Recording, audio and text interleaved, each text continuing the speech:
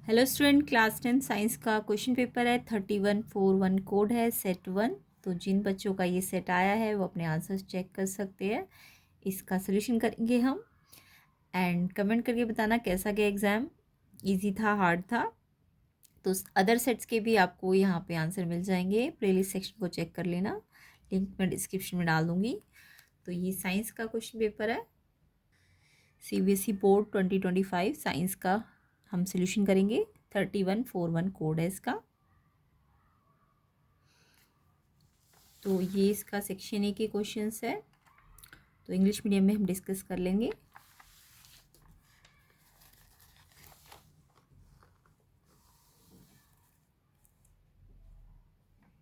Video को ज़्यादा से ज़्यादा शेयर करना एंड लाइक भी कर देना। तो सेक्शन ए का फर्स्ट क्वेश्चन था आपका, in which one of the following situation a chemical reaction does not occur. देखो यहाँ पे नॉट बोला गया है कि केमिकल रिएक्शन नहीं हुआ जिसमें। तो यहाँ पे milk is left open at room temperature during summer. तो यहाँ पे तो मिल्क को अगर आप ओपन करते हो तो कर्ड बन जाती है ना, तो यानी ये तो केमिकल रिएक्शन है, तो ये तो है, आपको नॉट वाला ढूंढना है। Grapes get fermented, grapes fermented हो जाते हैं, यस ये भी केमिकल रिएक्शन है, चेंज हो गया ना ग्रेप्स का जो नेचर है। An iron nail is left expose to humid atmosphere. अगर किसी आयरन को आप ह्यूमिड एटमॉस्फेयर में रख देते हो तो उसमें रस्ट लग जाती है, तो ये भी एक केमिकल चेंज है। तो ये तीनों तो केमिकल चेंज है, आपको नॉट वाला बोला है। तो मेल्टिंग ऑफ ग्लेशियर्स, तो देखो ग्लेशियर मेल्ट हो रहे हैं तो उनकी कोई प्रॉपर्टी थोड़ी ना चेंज हो रही है, वो जस्ट उनकी स्टेट चेंज हो रही है कि वो सॉलिड से लिक्विड में जा रहे हैं ना। तो डी आपका केमिकल चेंज नहीं है, तो डी ऑप्शन इसका करेक्ट आंसर है, मेल्टिंग ऑफ ग्लेशियर, ये आपका आंसर होगा मेल्टिंग ग्लेशियर। तो फर्स्ट का आंसर डी ऑप्शन है। किस किस बच्चे ने इस पर टिक किया है कमेंट करके ज़रूर बताना।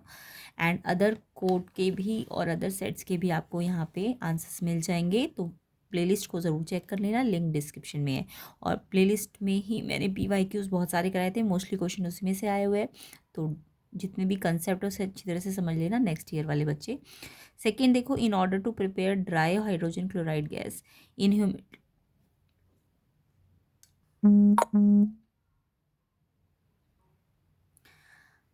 humid atmosphere, the gas produced is passed through a guard tube, drawing tube which contains। तो उस गार्ड ट्यूब के अंदर क्या होता है, अगर हमें प्रिपेयर करना है ड्राई हाइड्रोजन क्लोराइड गैस, तो उसमें होता है कैल्शियम क्लोराइड। ए ऑप्शन इसका करेक्ट आंसर है। किस किस ने ये टिक किया है कमेंट करके बताना।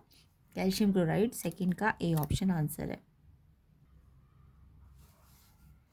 इसके बाद नेक्स्ट क्वेश्चंस करेंगे। क्वेश्चन थ्री है, the property by virtue of which a solid material can be drawn into thin wire. तो जिसमें एक ऐसी प्रॉपर्टी मटेरियल या मेटल्स की जिसमें वो थिन वायर्स में कन्वर्ट हो जाती है, ड्रॉ मतलब खींची जा सकती है जिसकी थिन वायर्स।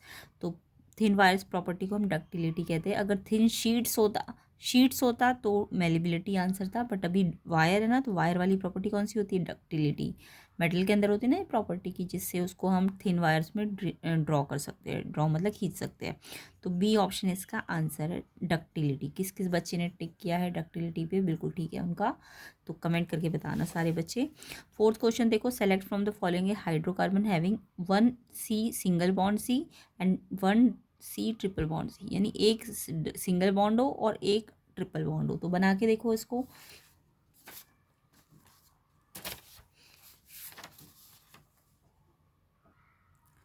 तो देखो फर्स्ट का मैंने डी ऑप्शन बताया, मेल्टिंग ऑफ ग्लेशियर। सेकंड का ए है कैल्शियम क्लोराइड। थर्ड का बी है डक्टिलिटी। और फोर्थ का आपको बताना था, एक सी और सी के बीच में सिंगल बॉन्ड हो और एक सी के बीच में ट्रिपल बॉन्ड हो, यानी ये वाला बनेगा ना, एक सिंगल बॉन्ड एक ट्रिपल बॉन्ड। तो इसको क्या पढ़ोगे आप, देखो सी सी सी, तीन सी है तो प्रॉप, और ट्रिपल बॉन्ड है तो आइन, तो प्रोपाइन होना चाहिए इसका आंसर। ऑप्शन डी इसका करेक्ट है, प्रोपाइन इसका आंसर है। क्वेश्चन फोर्थ का डी ऑप्शन करेक्ट है। तो नेक्स्ट देखो क्वेश्चन फाइव है आपका, the essential element taken up from the soil by the plant to synthesize protein. जो एसेंशियल एलिमेंट है जो प्लांट लेते हैं, element taken up from the soil by the plant, तो ये है आपका नाइट्रोजन। बी ऑप्शन इसका आंसर है, नाइट्रोजन। सिक्स देखो, ट्रू स्टेटमेंट पूछी थी लिम्फ के बारे में, तो यहाँ पे बी और डी सही है, बी ऑप्शन इसका सही है।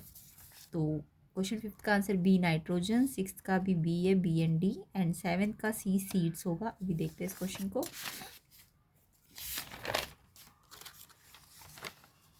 तो ये हिंदी मीडियम वाले भी देख सकते हैं क्वेश्चन पेपर। तो 7 देखिए, plants like rose and banana have lost the capacity to produce. क्या नहीं वो प्रोड्यूस कर पाते, क्या क्या कैपेसिटी उनकी जो लॉस्ट हो जाती है सीड्स प्रोड्यूस करने की। तो सीड्स इसका आंसर है सी ऑप्शन। ठीक है, नेक्स्ट देखो, in a bisexual flower the male gametes are present in. Bisexual flower में मेल गैमेट कहाँ होते हैं, ये होते हैं एंथर में। ए ऑप्शन इसका करेक्ट है, एंथर। नेक्स्ट देखो, when a pure tall pea plant is crossed with a pure dwarf pea plant. तो परसेंटेज पूछी थी F1 F2 की, तो इसका आंसर सी ऑप्शन है। नेक्स्ट देखिए, to get an image of magnification -1 on A screen using lens of focal length 20 centimetre, object distance कितना होना चाहिए। तो इसको हम कैलकुलेट करके देख लेते हैं। तो देखो, जब भी आपको मैग्नीफिकेशन -1 बोला जाए तो इसका मतलब क्या होता है, मैग्नीफिकेशन -1 का मतलब हाइट ऑफ इमेज और ऑब्जेक्ट इक्वल होगा, है ना, क्योंकि मैग्नीफिकेशन क्या है, रेशियो है ना इन दोनों का, height of image to height of object. तो ये दोनों इक्वल होंगे तभी तो ये 1 आएगा। तो ये इक्वल है, और बट नेगेटिव है तो इसका मतलब रियल है, बट प्लस होता तो वर्चुअल होता, बट रियल और इन्वर्टेड है, रियल के साथ इन्वर्टेड होता है ना। हाँ, तो बट ये कंडीशन पता चल गई हमें कि HI और HO इक्वल है, और ये कंडीशन तब होती है, याद रखना, ये दोनों कब इक्वल होते हैं, साइज ऑफ इमेज और ऑब्जेक्ट, जब ऑब्जेक्ट ना आप C पे रखते हो। तो ये स्पेशल कंडीशन, मतलब दो स्पेशल कंडीशंस होती है। एक तो जब आपका वर्चुअल इमेज बनाता है कॉनकेव मिरर, वर्चुअल इमेज जब भी बोले कॉनकेव मिरर, ऐसा क्वेश्चन आया भी हुआ है एक सेट में। तो जब कॉनकेव मिरर वर्चुअल इमेज बनाता है तो उसमें ऑब्जेक्ट की कंडीशन होती है कि ऑब्जेक्ट जो होता है ना बिटवीन होता है पोल टू फोकस, है ना, ये कंडीशन होती है। बट एक कंडीशन होती है जब मैग्नीफिकेशन 1 हो या फिर ये दोनों इक्वल हो, HI HO, तो इसकी कंडीशन क्या होती है, ऑब्जेक्ट C पे होता है। ठीक है, तो ऑब्जेक्ट C पे है, तो यानी कि इसका मतलब अगर फोकस आपको 20 दिया है तो C का मतलब डबल ऑफ F होता है ना, आपको रिलेशन पता है ना, C मतलब रेडियस, C का मतलब रेडियस हुआ ना, ऑब्जेक्ट को कहाँ रखा है, C का मतलब रेडियस है ना। तो मतलब C के में होने का मतलब वो डिस्टेंस किस पे है, डिस्टेंस R पे है ना। C पोल से लेके जो C का डिस्टेंस होता है उसी को तो R कहते हैं, और R आपको पता है डबल ऑफ F होता है। तो F, ये कंडीशन पता है ना, FR/2 है तो R डबल ऑफ F है, तो यानी डबल ऑफ F कर दो। तो क्योंकि अगर ऑब्जेक्ट C पे है तो डिस्टेंस क्या होगा उसका, R रेडियस ऑफ कर्वेचर के बराबर होगा ना। तो R डबल F है, तो यानी कि ये 40 सेंटीमीटर आ जाएगा। तो इस तरीके से ये करना था। 40 सेंटीमीटर किस किस बच्चे का आया, ऑप्शन C उनका बिल्कुल ठीक है, कमेंट करके बताना। तो ये मैंने डिटेल में समझा भी दिया, नेक्स्ट ईयर वाले बच्चों के लिए हेल्पफुल रहेगा। नेक्स्ट देखिए, तो इसका ऑप्शन C आंसर है, 40 सेंटीमीटर। अगला देखो, हाँ अगर इसी कंडीशन में आता, इस वाले कंडीशन में कॉनकेव वाली जो स्पेशल केस होता है, तो फिर आपका ऑब्जेक्ट पोल को 0 मान लो, फोकस को कितना दिया था 20, तो 0 से 20 यानी <20, तब आंसर होता। तो यानी तब ये आंसर फर्स्ट हो, ए ऑप्शन होता। कब, जब आपका ये बोलते, ये वाला स्पेशल केस बोलते, कॉनकेव और वर्चुअल इमेज वाला, है ना, तब आपका आंसर ये होता। अभी फिलहाल आंसर ये है 40 सेंटीमीटर, सी ऑप्शन। 11th देखो, in an optical device X is placed obliquely in the path of a narrow parallel beam of light. If the emergent beam get displaced laterally, the device axis. तो अगर X को मैंने obliquely रखा एक parallel beam of light के साथ, तो emergent beam displace laterally हो जाती है। तो ये होता है आपका ग्लास स्लैब में, सी ऑप्शन इसका आंसर है, ग्लास स्लैब। तो क्वेश्चन नंबर 11 का आंसर सी हो जाएगा, ग्लास स्लैब। तो डिटेल सोल्यूशन के लिए भी आप वीडियो को देख सकते हैं, डिटेल सोल्यूशन की भी वीडियो बनी हुई है, उसको चेक कर लेना। तो अभी फ़िलहाल हम जस्ट इसके क्वेश्चन पेपर को जल्दी जल्दी डिस्कस कर रहे हैं। तो क्वेश्चन 12 देखते हैं। A piece of wire of resistance R is cut lengthwise into 3 identical parts. These parts are then connected in parallel. If the equivalent resistance of this combination is R dash, then the value of R upon R dash is. तो यहाँ पे आपको क्या बोला है कि एक wire थी पूरी, उसका रेजिस्टेंस R था, पूरी वायर का रेजिस्टेंस R था। अब हमने क्या किया, उसको 3 आइडेंटिकल पार्ट्स में डिवाइड कर दिया, यानी कि एक बड़ी वायर थी पूरी, एक वायर पूरी L लेंथ की थी, ये वायर मान लो, ये वायर है L लेंथ की थी ये। अब मैंने क्या किया, इस वायर को ना 3 पार्ट्स में कट कर दिया। तो पहला पार्ट, दूसरा पार्ट, ऐसी तीसरा पार्ट, यानी कि पहले L था पूरा, तो अब ये L/3 L/3 L/3 हो गया ना, है ना। तो यानी कि अब जो, अगर पहले L लेंथ थी तो रेजिस्टेंस R था, अब अगर L/3 लेंथ है हर एक की, तो हर एक का रेजिस्टेंस कितना हो जाएगा, R/3 हो जाएगा ना। क्यों हो जाएगा, अगर L/3 L/3 L/3 है तो रेजिस्टेंस R/3 R/3 क्यों होगा, क्योंकि L और आर जो होता है ना रेजिस्टेंस लेंथ के डायरेक्टली प्रोपोर्शनेट होता है। तो जितना एल में चेंज आएगा ना, एल क्योंकि 1/3 हो गई तो आर भी तो 1/3 हो जाएगा, क्योंकि ये डायरेक्टली प्रोपोर्शनेट है। जो चेंज इसमें आएगा वही इसमें भी आएगा, ठीक है। तो अब आप नया, अगर नए, अब इन तीन जो ये तीन रेजिस्टेंस है इनको मैंने पैरेलल कनेक्ट कर दिया, ऐसे करके पैरेलल कनेक्ट कर दिया। तो पैरेलल में कैसे करते हैं, आपको आता है ना पैरेलल करना। तो अब ये r/3 r/3 r/3, अगर ये सेम होते हैं ईच, जब भी आर ईच सेम होता है तो हम एक डायरेक्ट फॉर्मूला लगाते हैं आर पैरेलल का, R each upon number of resistors, है ना। जब भी हम अदरवाइज़ आप ऐसे भी निकाल लेना 1/r1 r/3, फिर 1/r/3 1/r/3। तो आप चाहो तो ऐसे भी निकाल लेना आर पैरेलल वाला, बट डायरेक्ट शॉर्ट ट्रिक से याद रखो क्योंकि 1 मार्क्स का क्वेश्चन है। तो ये ये 3 ऊपर चला गया ना, 3/r 3/r 3/r, तो 3 3 3 9/r आ जाएगा, है ना। और फिर 1/r पैरेलल, अगर 9/r है तो r पैरेलल निकालोगे तो r/9, तो मैंने निकाल ही दिया r/9। आप डायरेक्ट ट्रिक से भी कर सकते हो, आर ईच जब सेम हो सारे तो हम R each upon number, R each एक कितने का है r/3 का, तो n कितने हैं 3।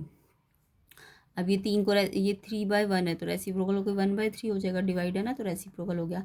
तो r/9 यानी कि वो ये ऐसे भी निकाल सकते थे आप। तो r/9, अब आपको r अपॉन r डैश, जो नया वाला r डैश आया पैरेलल वाला, उसको रेशो में निकालना था। तो r तो r है, r डैश कितना आया r/9। अब ये r/9 रेसिप्रोकल होकर 9/r हो जाएगा, फिर r से r कट के 9 आ जाएगी इसकी वैल्यू। ऑप्शन डी इसका आंसर है। किस किस बच्चे ने ऑप्शन डी पे टिक किया है, बिल्कुल ठीक है उनका आंसर। तो इसका आंसर आपका 9 आंसर आएगा। नेक्स्ट क्वेश्चन देखो, एक इलेक्ट्रिक बल्ब की रेटिंग दी है, उसका पावर दिया है, रेजिस्टेंस फिलामेंट का ग्लो अगर पावर सप्लाई इतनी दी जाए। तो यहाँ पे देखो क्योंकि पावर दी है ना, तो पावर की हेल्प से आप रेजिस्टेंस निकाल सकते हो। कैसे, फॉर्मूला आपको पता है पावर का, अगर रेजिस्टेंस वाला फॉर्मूला रखना है तो v²/r होता है। पावर के डेरिवेशन की है ना आपने, पावर वर्क अपॉन टाइम होती है। अब वर्क क्या होता है, v/q होता है, पोटेंशियल वाले फॉर्मूले से वर्क v/q होता है अपॉन t। तो v/q/t आपका होता है i, तो पावर vi। अब पावर के फॉर्मूले बहुत सारे आते हैं निकल के, पावर v को अगर ऐसे ही रखते तो i क्या होता है v/r, तो v/r यानी कि पावर का फॉर्मूला v²/r भी हो सकता है। या फिर इसी में मैं अब v को चेंज कर दूं i/r में, और i को ना चेंज करूं, i को ऐसे रहने दूं, v को i/r, तो i²r भी पावर का फॉर्मूला होता है। तो ये पावर के सारे फॉर्मूले होते हैं ना। तो हमें तो ये वाला फॉर्मूला लेना है v²/r वाला, क्योंकि r के साथ वाला फॉर्मूला लेना है। पावर का वैसे भी याद रखना, पावर इन्वर्सली प्रोपोर्शनेट होती है r की, है ना। ये वाला, अगर वोल्टेज सेम है तो पावर इन्वर्सली प्रोपोर्शनेट है, कांस्टेंट है ना अगर वोल्टेज, तो पावर आर के इन्वर्सली प्रोपोर्शनेट है। तो हमें ये वाला फॉर्मूला लेना है। अब हमें v² यानी अगर मुझे तो p पता है ना, पावर वाट में तो पावर दी हुई है आपको, तो ये पता है, ये पता है वोल्ट में, और r आपको निकालना है। तो r को आप इधर भेजो, p को नीचे ले आओ। ये डिवाइड में तो ऊपर आ गया, ये नीचे आ गया, तो r निकालने के लिए v²/p, p क्या है 220, और ये स्क्वायर है तो 2 बार, और पावर क्या है 11 वाट। अब इसे कैंसिल कर दो, 11 से ये कट जाएगा, 11 2 जा, फिर 20 से 22 को मल्टीप्लाई करो, 4400 ओम इसका आंसर है, रेजिस्टेंस आ जाएगा आपका।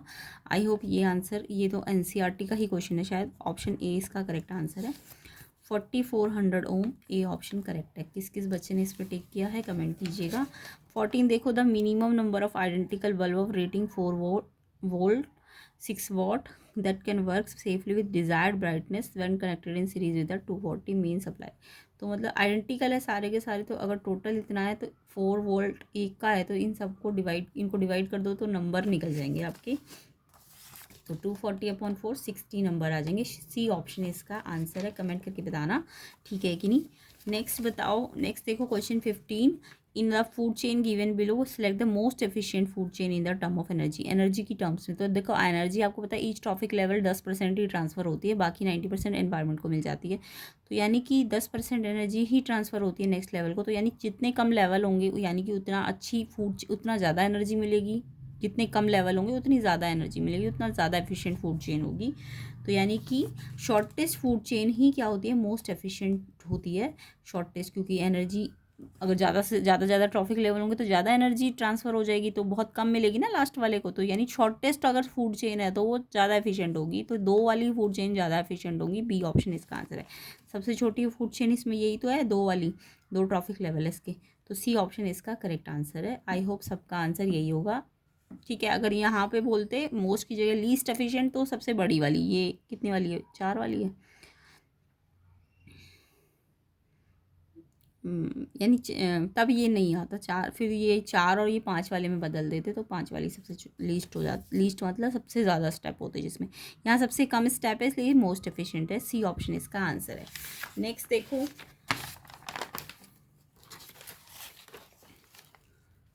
तो एग्ज़ाम कैसा गया कमेंट करना, अभी तक कितने ठीक है उसके भी आंसर देना कमेंट करके। एंड कंप्लीट सोल्यूशन के लिए आपको नेक्स्ट पार्ट का वेट करना पड़ेगा, उसका लिंक मैं डिस्क्रिप्शन में डाल दूंगी, जिसके लिए आपको वीडियो को ज़्यादा से ज़्यादा शेयर करना है, ज़्यादा से ज़्यादा लाइक करना है। एंड चैनल में नए हो तो सब्सक्राइब ज़रूर करना। अदर कोर्स के भी आंसर आपको मिल जाएंगे, अदर सेट्स के भी, तो लिंक डिस्क्रिप्शन में प्लेलिस्ट का चेक कर लेना। क्वेश्चन 16 देखो, which one of the following get biomagnified at different level in a food chain. तो इन्होंने बोला है कौन सा इसमें से बायोमैग्नीफाइड हो जाएगा अलग अलग लेवल्स पे फूड चेन में, तो इसका आंसर DDT है। सी ऑप्शन इसका आंसर है DDT। नेक्स्ट क्वेश्चन देखो, एजर्शन रीजंस है, तो 17 है, एजर्शन में in large animal oxygen can reach different part of the animal body easily. Large animal में ऑक्सीजन जो होता है different part of animal body में आसानी से चला जाता है। यस, वहाँ पे जो सिस्टम होता है ना पूरा बना हुआ, उसके कारण वो इजीली पहुँच जाता है। तो इसको आप, इसका आंसर क्या है,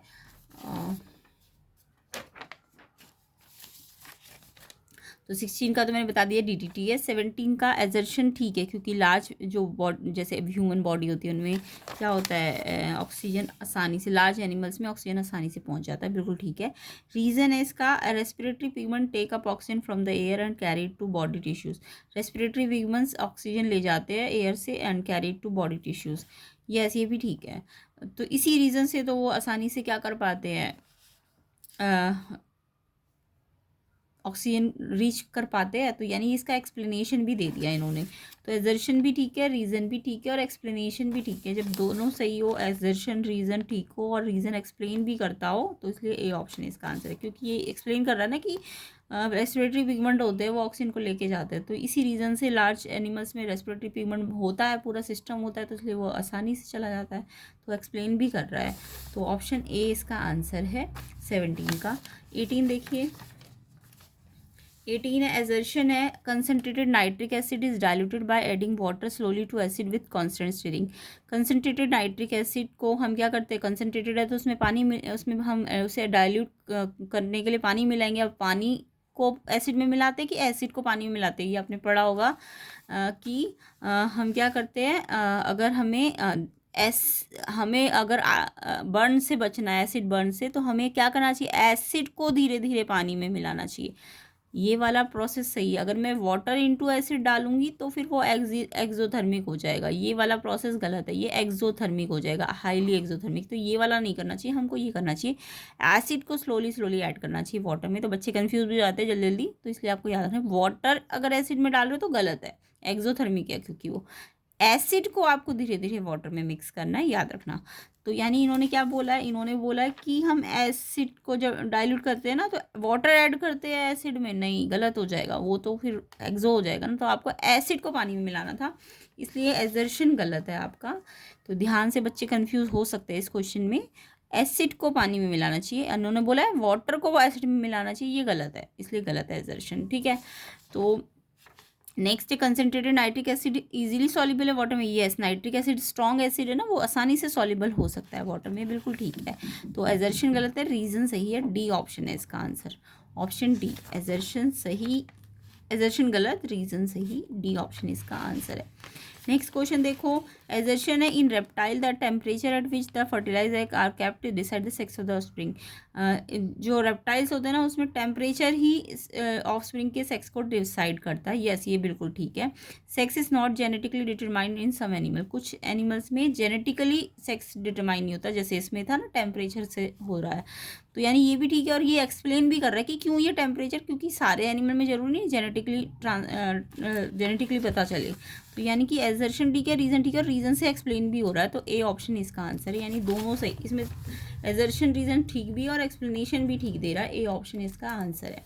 अगला देखो, एजर्शन है when ciliary muscle contract eye lens become thin, ये मैंने पहले भी बहुत ही डिटेल में समझाया होता। देखो जब सिलियरी मसल कॉन्ट्रैक्ट हो रही होती है ना, याद रखना सिलियरी मसल जब कॉन्ट्रैक्ट हो रही होती है तो सिलियरी मसल, देखो सिलियरी मसल तो ऊपर ऊपर होती है, लेंस कहाँ होता है, उसके नीचे होता है ना। तो सिलियरी मसल अगर कॉन्ट्रैक्ट होगी तो ये कॉन्ट्रैक्ट होके इस लेंस को क्या कर देगी, थिक कर देगी ना। जब ये कॉन्ट्रैक्ट होगी, अभी तो ये ऊपर है, अगर ये कॉन्ट्रैक्ट होके आई नीचे तो ये क्या करेगी, इसको थिक कर देगी। तो जब भी सिलियरी मसल कॉन्ट्रैक्ट होती है ना तो आई लेंस थिक होता है ना कि थिन, तो थिक हो जाता है। और थिक होने से क्या होगा, देखो थिक हो गया अगर तो ये पहले ही फोकल लेंथ क्या हो जाएगी, सॉरी फोकल लेंथ कम हो जाएगी। थिक होने से फोकल लेंथ क्या हो जाएगी, कम हो जाएगी, डिक्रीज़ हो जाएगी। तो जो हम है वो सिर्फ पास की चीज़ें ज़्यादा ध्यान से देख पाएंगे। तो आई लेंस थिक होने का मतलब फोकल लेंथ घट जाती है और पास की चीज़ें दिखती है। तो इन्होंने बोला कि कॉन्टैक्ट होने पर आई लेंस थिक की जगह इन्होंने थिन बोल दिया शायद, है ना। आई लेंस थिन हो जाता है, ये गलत है। कॉन्टैक्ट होने पे आई लेंस थिक होता है, तो गलत है एजर्शन आपका। एंड सिलियरी मसल कंट्रोल करती है आई लेंस की पावर को, यह सभी बताया ना मैंने कि सिलियरी मसल क्या करती है, कभी कॉन्ट्रैक्ट होती है तो थिक कर देती है जिससे फोकल लेंथ डिक्रीज हो जाती है, या फिर अगर वो रिलैक्स कर रही होती है, कॉन्ट्रैक्ट की जगह अगर रिलैक्स कर रही होती है तो वो थिन हो जाता है लेंस, और लेंस थिन हो जाएगा तो फोकल लेंथ बढ़ जाएगी, है ना। तो यानी कि फोकल लेंथ को कम ज़्यादा कौन कर रहा है, सिलियरी मसल कर रहा है ना, कभी कॉन्ट्रैक्ट होके कभी रिलैक्स होके। तो इट मीन्स येस, उसको वो कंट्रोल कर रही है लेंस को, सिलियरी मसल। तो रीज़न बिल्कुल ठीक है, बट एजर्शन गलत था, डी ऑप्शन इसका आंसर है। एजर्शन गलत, रीज़न सही। तो सारे बच्चे बताना कितने क्वेश्चंस आपके सही है, और एजर्शन रीज़न चारों सही है कि नहीं सही, कमेंट करके ज़रूर बता देना। अभी हम इसका सेक्शन बी करते हैं।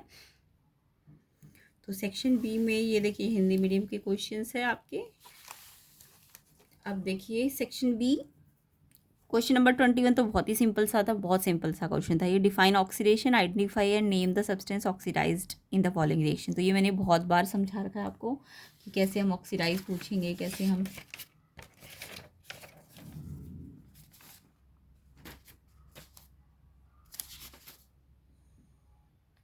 तो सबसे पहले तो आपको ऑक्सीडेशन बताना। देखो ऑक्सीडेशन क्या होता है, जब हम ऑक्सीजन को ऐड करें, एडिशन ऑफ ऑक्सीजन करें। ऑक्सीडेशन मतलब ऑक्सीजन को ऐड करें, या फिर रिमूवल ऑफ हाइड्रोजन, या फिर आप कह सकते हो हाइड्रोजन को रिमूव करें, तो उसको हम ऑक्सीडेशन कहते हैं।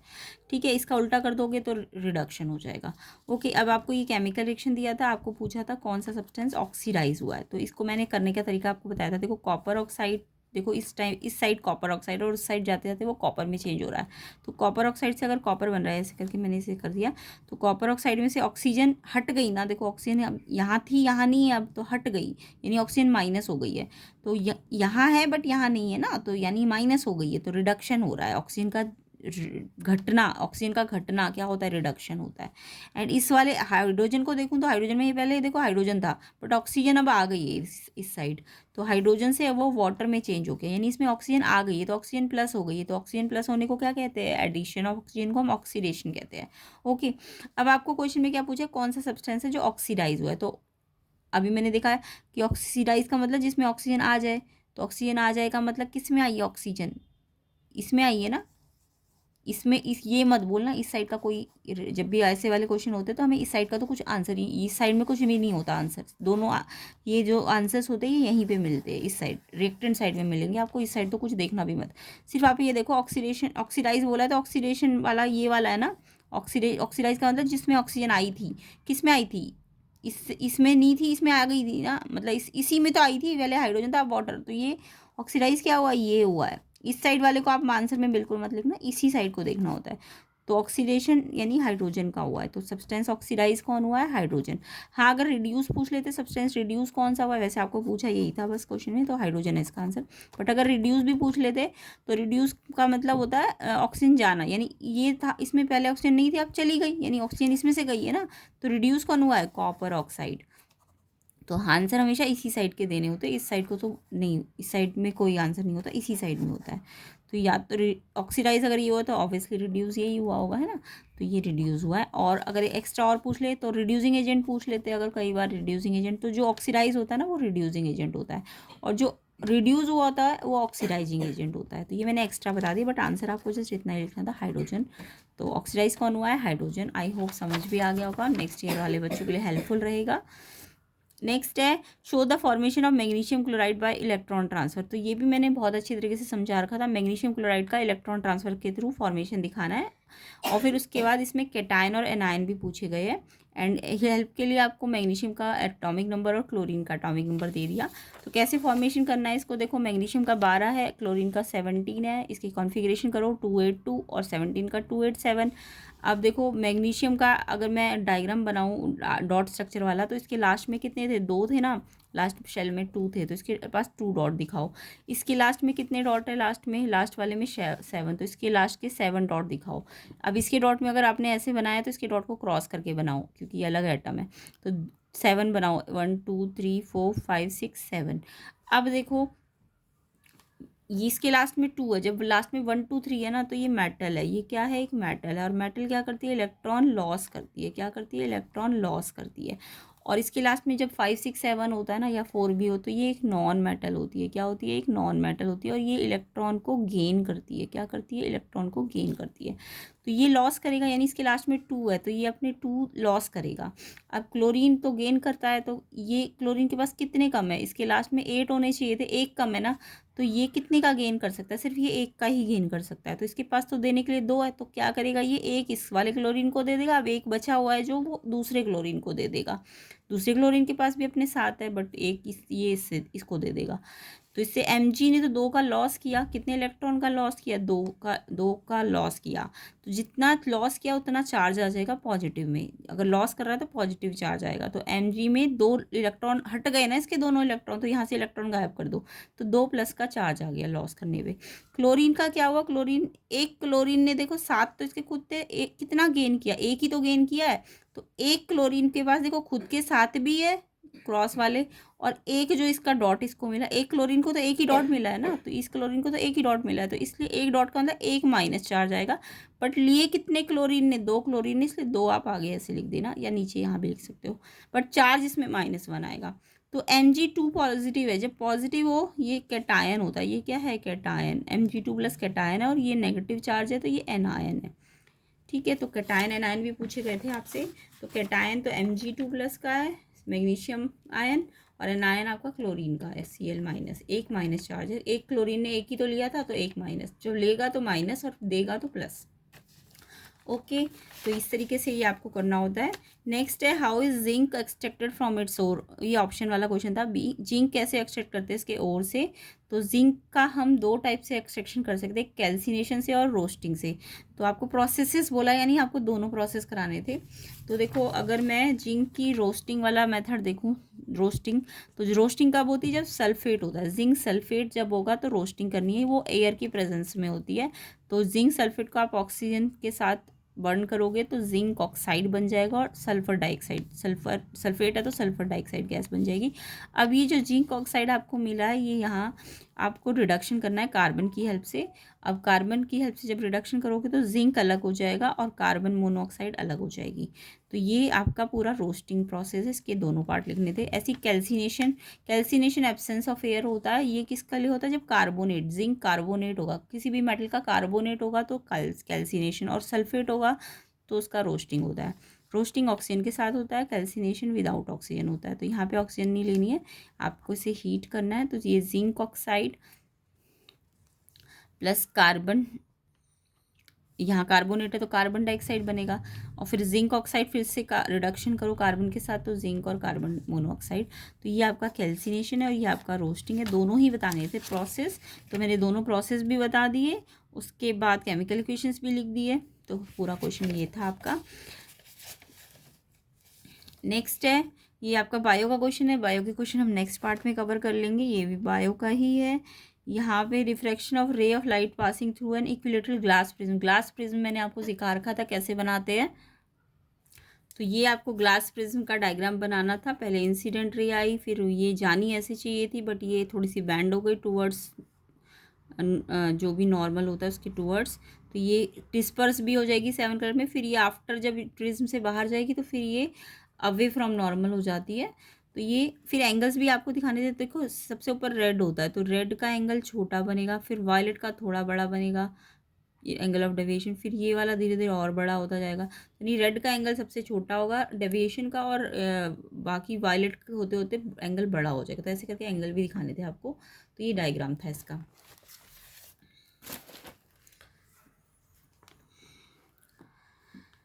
नेक्स्ट है इसमें और वाला, name the type of lens required by person for correction of vision called presbyopia. तो प्रेसबायोपिया के लिए तो देखिए प्रेसबायोपिया ड्यू टू एजिंग होता है। एजिंग मतलब जब उम्र बढ़ जाती है, एजिंग तो सिलियरी मसल वीक हो जाती है एजिंग होने से, जिससे फोकल लेंथ एडजस्ट होने में प्रॉब्लम आ जाती है ना। तो इसके लिए बाई फोकल लेंस होता है इसके करेक्शन करने के लिए, जिसका अपर पार्ट कॉनकेव होता है और लोअर पार्ट कॉन्वेक्स होता है। तो ये आपको प्रेसबायोपिया के बारे में पता होना चाहिए। नेक्स्ट है what are magnetic field line. Magnetic field line are imaginary line जो आउटसाइड मैग्नेट क्या होती है,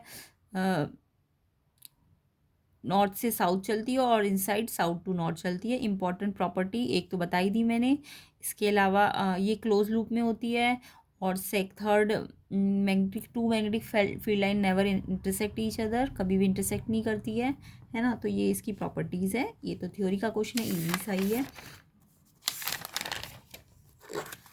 तो नेक्स्ट पार्ट में हम इसके सेक्शन सी और सेक्शन डी को भी कवर करेंगे। तो वीडियो को जिसके लिए आपको ज़्यादा से ज़्यादा शेयर करना है, ये इसका सेक्शन सी के क्वेश्चंस को हम डिटेल सोल्यूशन कंसेप्ट के साथ करेंगे। तो वीडियो को ज़्यादा से ज़्यादा शेयर कर देना ताकि आपको ये सारे कंसेप्ट भी समझ आ जाए।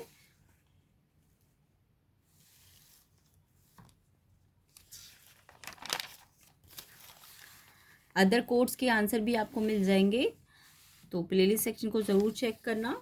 एग्ज़ाम कैसा गया ये भी कमेंट करना। सेक्शन ए और बी में कितने सही है आपके, कितने मार्क्स आ जाएंगे, कमेंट करना सारे बच्चे।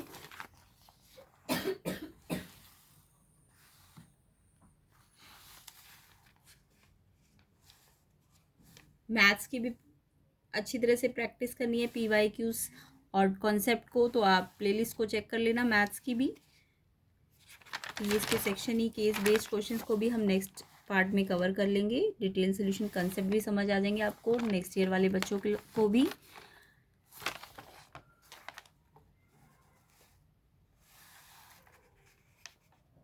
तो एग्ज़ाम कैसा गया कमेंट करना फाइनल।